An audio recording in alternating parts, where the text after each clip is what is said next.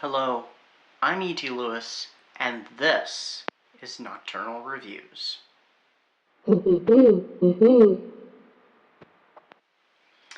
Alright, welcome back to the channel. I'm going to go ahead and set this down after I switch it off.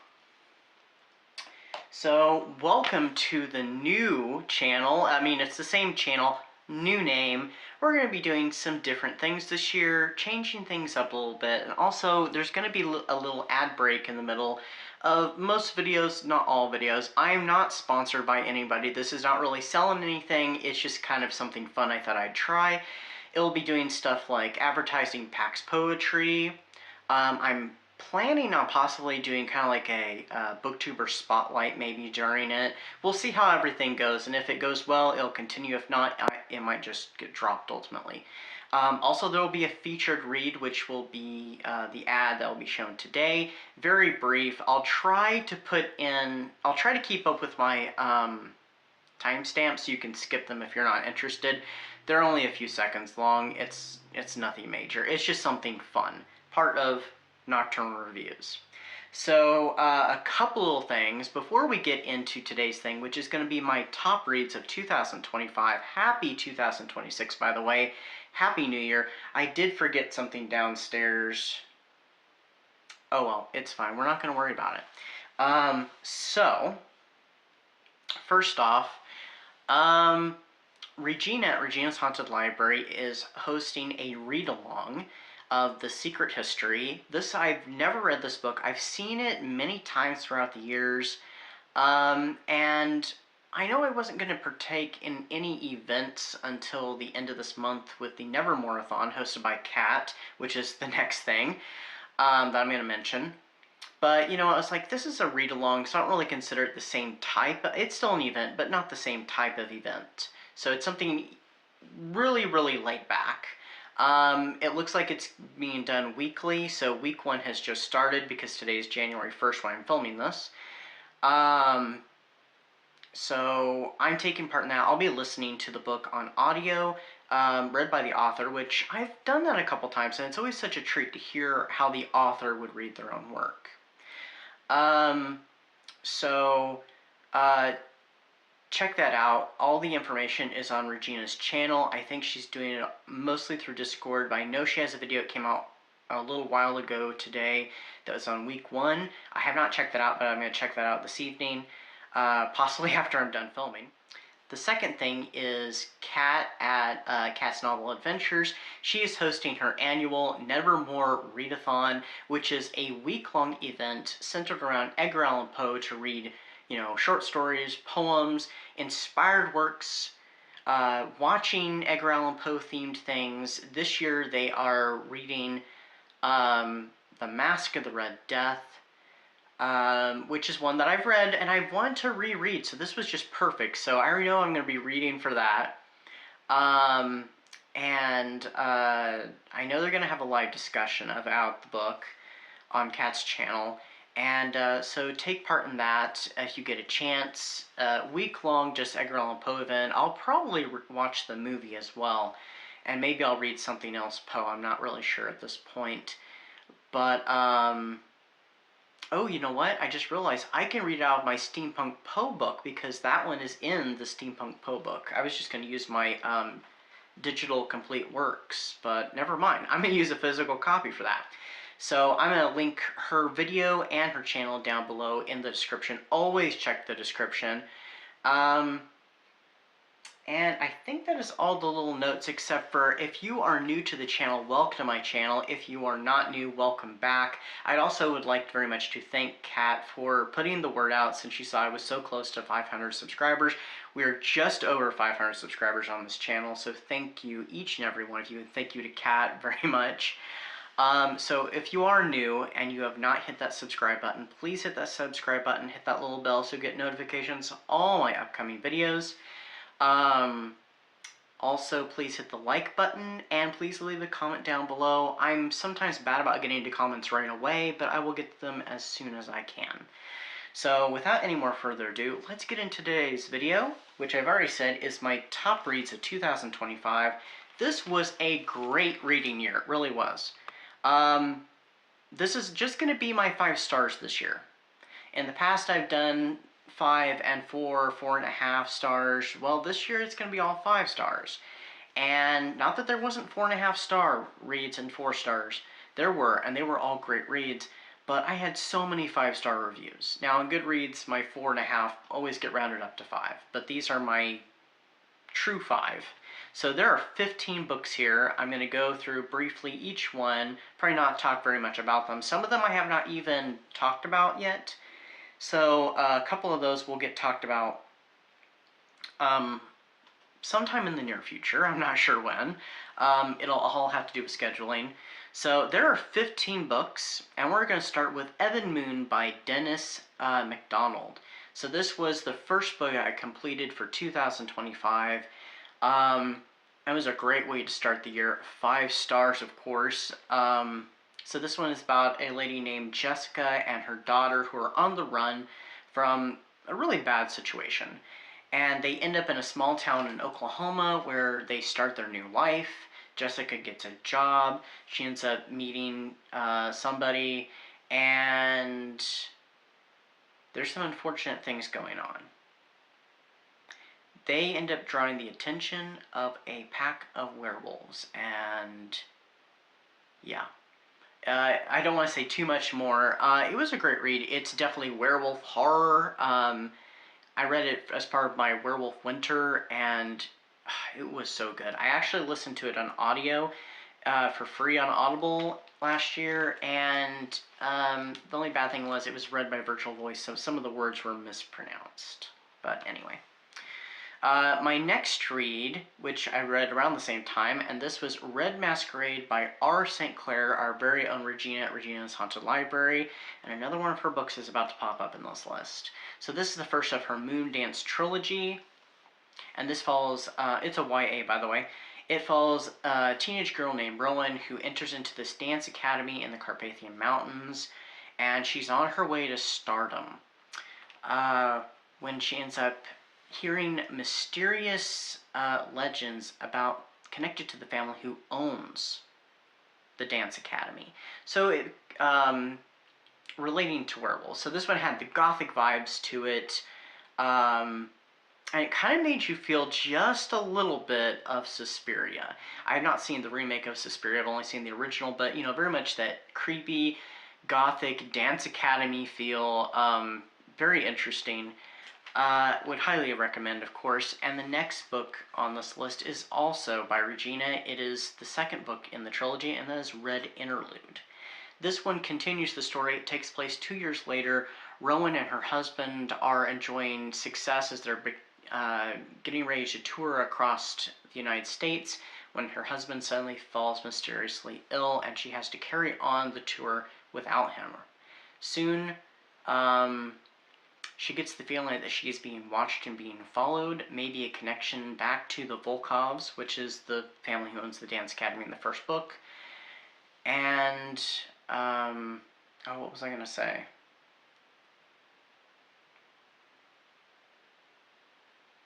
I don't remember what it was. But anyway, yeah, it was a great sequel, great follow-up. We met some new characters. And it leads into the third book, which I have yet to read. I was hoping to read it during the House on Haunts, but I just didn't get there. Hopefully this year I'll get to it and see how it all concludes. Next is the only Dracula book I read for 2025, but it wasn't the only Dracula review I had. So this is Dracula Bound in Blood by Morgan Black. Sorry.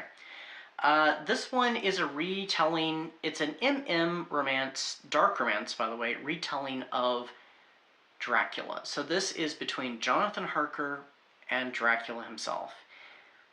A few years ago, if you had brought up the idea of a romance between Jonathan Harker and Dracula, I would have probably looked at you like, what are you talking about? But, I don't know exactly what it was now that kind of made me kind of relax to the idea. I'm like, you know, that might be something interesting. Then I stumbled upon this book and I'm like, yes, please. I even picked a song out to accompany this book, which is something I've never done before. And it's Total Eclipse of the Heart, but it's not the original version. It's actually the version for from Dance of the Vampires. specifically the version being sang by, oh, he's the one who played the vampire in Dance of the Vampires on the original European stage tour. Not that terrible U.S. Broadway version. No, no, no.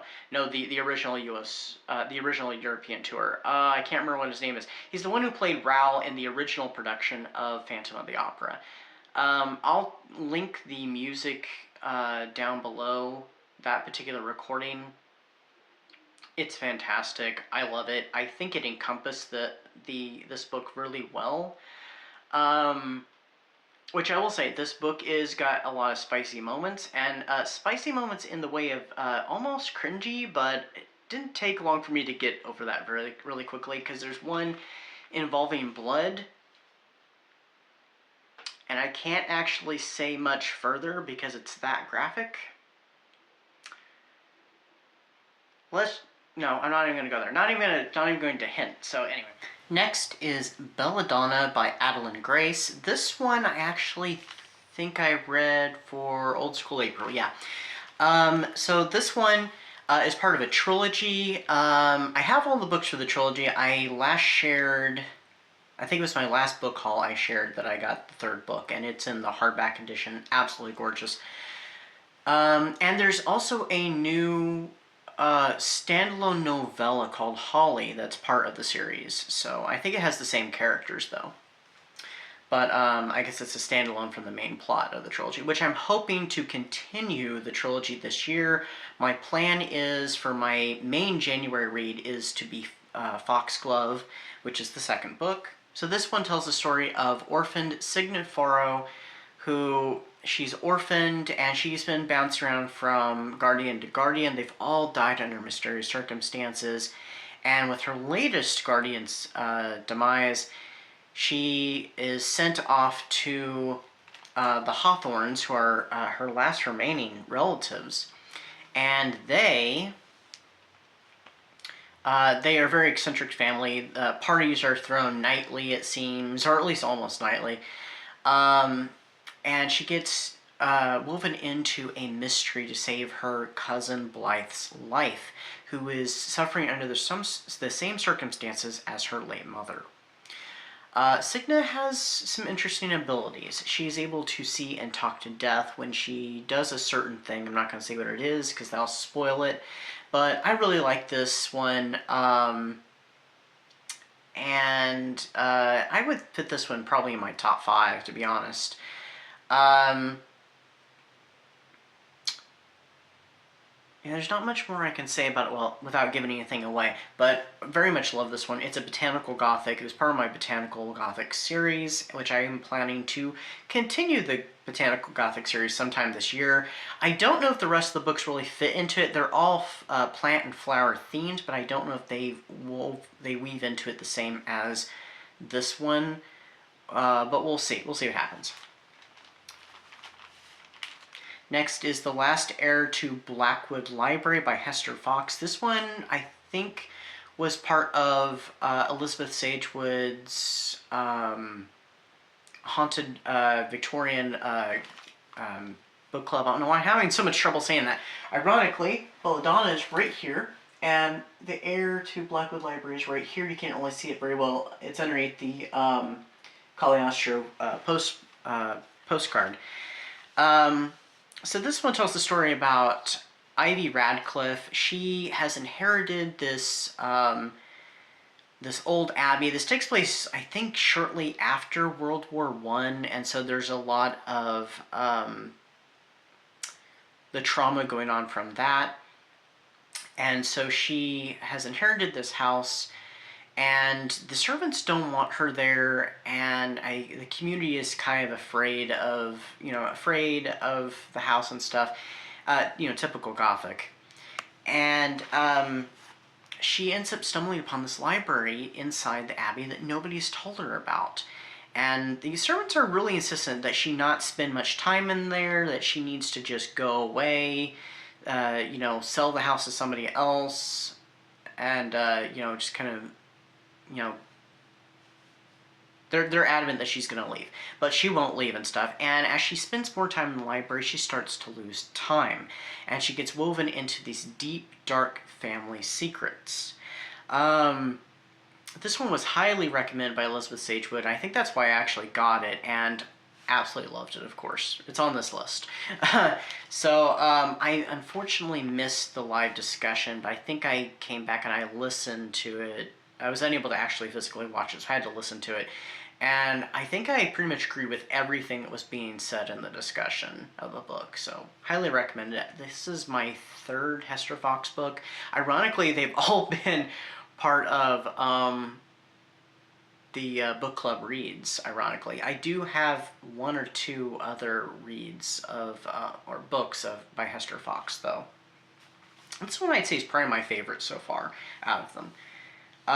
Next up is Hungerstone by Kat Dunn. Love this one. This one would be in my top 3, to be honest. This one would be wrestling with my top, the top book, and actually the next book on this list, too. So this one is a reimagining of Carmilla by J. Sheridan LeFanu. It tells the story of Lenore and her husband. They've been married for about a decade or so, and their marriage is really strained. It's become rather sour, and some circumstances have caused them to leave London and move out into the countryside. Her husband is planning this party to have all these, guests come and stuff, and her husband's in manufacturing and stuff.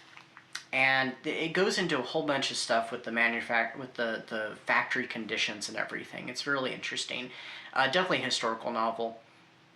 There's an accident on the road outside their home, and this brings Carmilla into their lives. So this is very much, it's a sapphic vampire novel.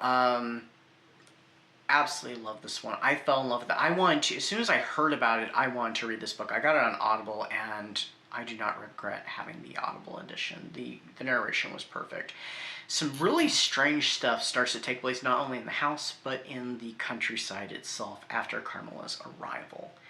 And there are some secrets and some twists and turns, some secrets that the couple are holding. There's secrets that other characters are holding and stuff. So yeah, it's a good time. There was a book I read earlier this year or not this year, but last year, sorry. Before I read this one, that was being touted as a feminist gothic. It was not. The less said about that book, the better. That book was horrible. I hated that book so much. This, however, I would say is a feminist gothic. Highly, highly recommend. It also fits into that subgenre of good for her. So definitely check out Hungerstone. And we'll be right back after these messages. Oh, hey there. It's time for this month's featured book. And this month's book is Belladonna by Adeline Grace. It tells the story of a teenage girl who's been orphaned and goes to live at the Thorngrove estate. But she has certain abilities. She can talk to death and is quickly embroiled into a murder mystery. This book is a botanical gothic YA, beautifully written, and quite an adventure. I highly recommend it. Next up is A Botanical Daughter by Noah Medlock. This one tells the story of two botanists. They're a same-sex couple. They live in this greenhouse, and one's a botanist, the other is a taxidermist, and the one ends up receiving a parcel in the mail, and it has this very intelligent fungus, and he wants to create life using this fungus. So it kind of mixes a bit of Frankenstein and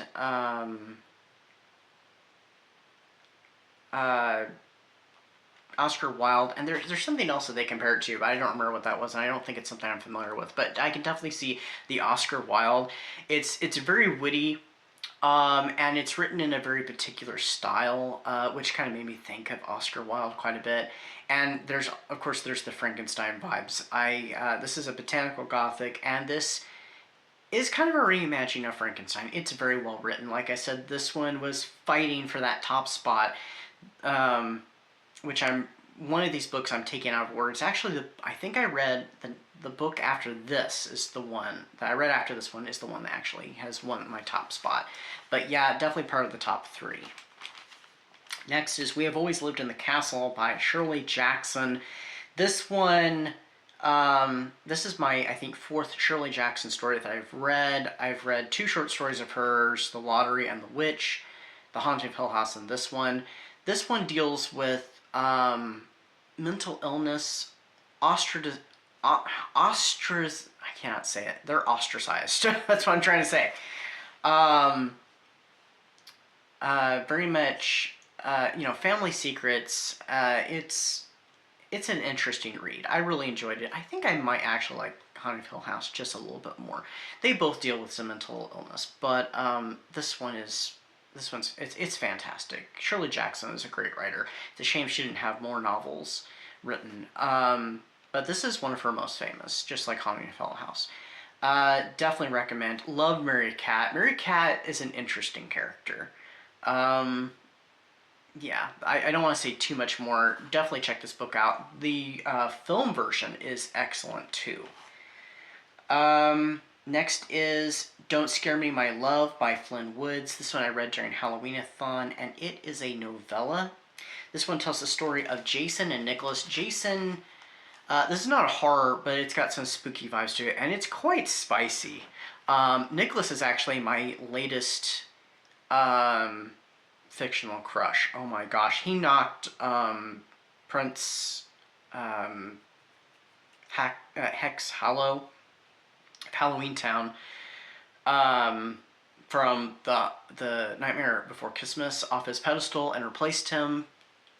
Yes, I love Nicholas. This is about Nicholas and Jason. Jason owns a gas station, and Nicholas is a traveling YouTuber. He kind of does travel logs of all the places he visits and puts them on his YouTube channel.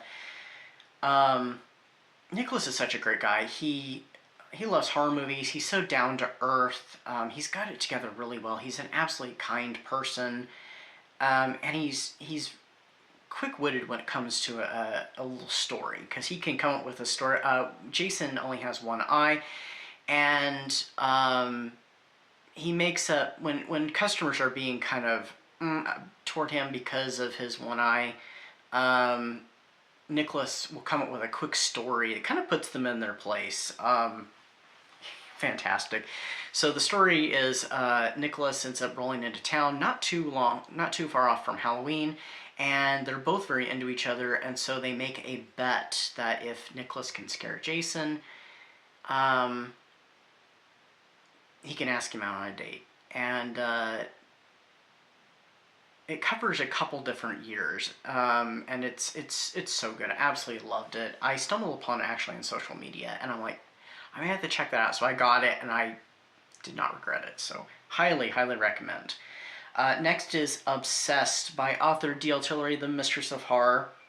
This one I recently reviewed. I'm not going to say too much on it. I'll link my review down below. So this one is about the vampire Delata from the Cagliostro universe. She has gotten herself into some trouble with the Vampire Council, and they are out to get her.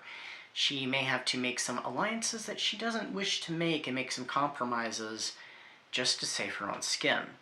So this one is a bit of, it's vampire horror, there's body horror in it, it's rather gory, so if you like that stuff you'll be into it. It's a little bit of dark romance, some gothic vibes, highly recommend. And it originally did come out in the Cagliostro hardback and maybe paperback edition. But now it is out individually. I think it's in paperback and digital, so you can get it both ways. Next up is Phantom by Susan Kay. I also recently reviewed this one, so I'll link it down below. I'm not going to say too much on it either.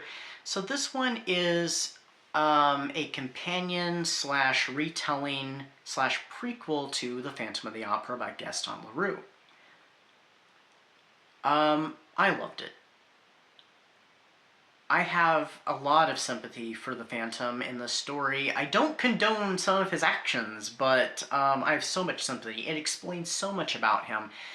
Some of the origins are a little bit different, like how he gets his name. Like in the original novel, he has a name that he goes by, but it's indicated that it's not his. He was not born with that name. He got that name a different way. This puts as he was born with that name. So, and also his mask is white during the whole course of the book, whereas in the original Phantom of the Opera, he wears a black half mask with a veil at the bottom. Highly recommend it. It tells everything from the time he was born to just past the end of the original novel. I think this book very much surpasses the original novel. I've read the original novel a couple times, and my opinion has changed a bit on it. Not as positive as it used to be, but yeah, I loved this one. So it's Phantom of the Opera pastiche, but I think it works really well. Does make some changes though, but it's still really good. It's no longer available on digital. I have a digital copy,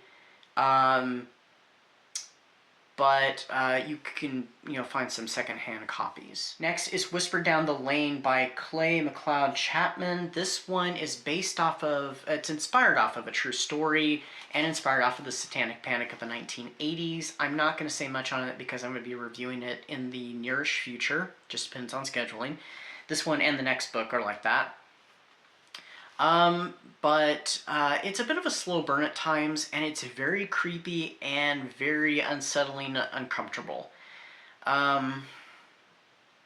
It's very realistic too about the things that happen. It has has a dual timeline, and I listened to it for free on Audible last month, and it was so good.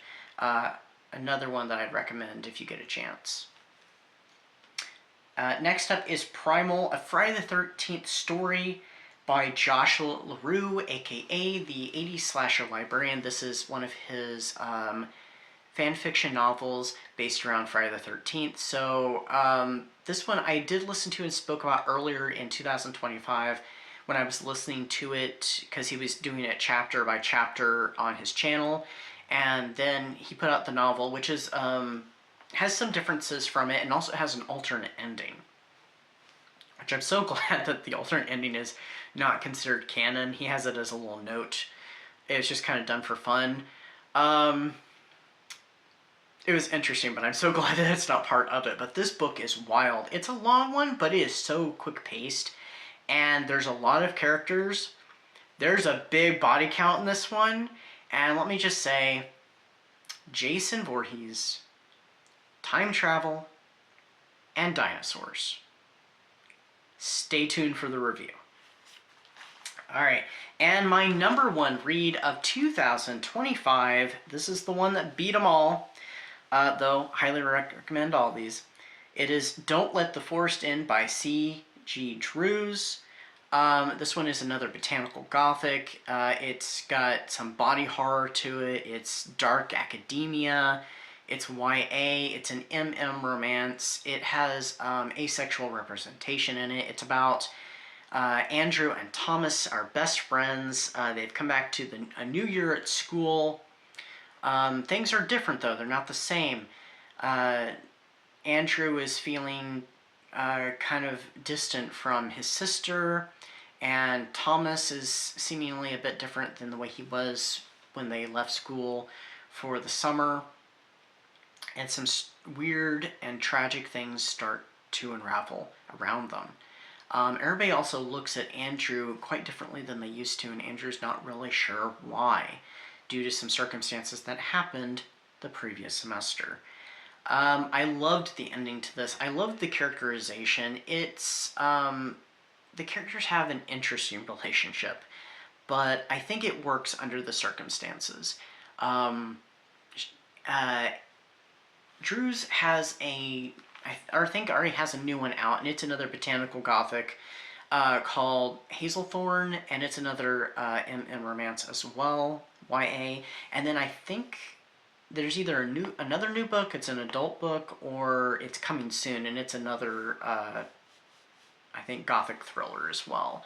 But yeah, I can't wait to read Hazelthorn. If it's anything like this one, it's going to be probably just as good, if not better even. But oh yeah, this was my top read of the year. Fantastic. It's another dark, twisted story, so I loved it. And the indie was it was bizarre. Now, Andrew tells stories and stuff. He's really good at that. And Thomas, he illustrates them. And the illustrations and the stories start to come alive. That's all I'm going to say. So that is my top reads of 2025. I hope you've all had a great reading year last year, and here's to a new year. So until next time, stay safe, stay spooky, and I'll see you then. Bye-bye.